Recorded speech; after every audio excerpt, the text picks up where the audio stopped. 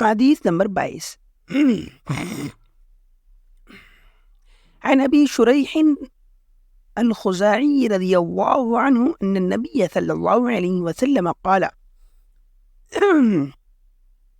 والله لا يؤمن والله لا يؤمن والله لا يؤمن قيل ومن يا رسول الله قال الذي لا يأمن جاره بوائقه رواہ البخاری۔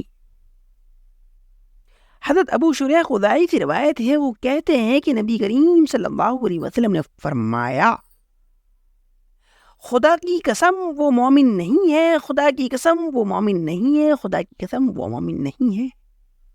کہا گیا کون شخص اے اللہ کے رسول؟ نبی نے فرمایا وہ شخص جس کا پڑوسی اس کی تکلیفوں سے محفوظ نہ رہتا ہو۔ اس حدیث کو امام بخاری نے روایت کیا ہے۔